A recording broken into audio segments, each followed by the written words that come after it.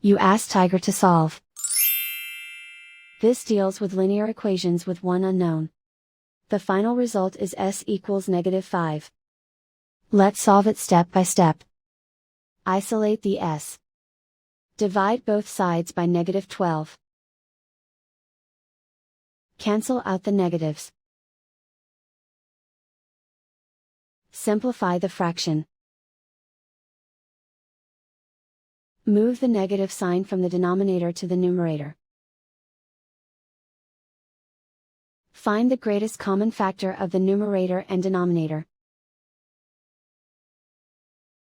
Factor out and cancel the greatest common factor.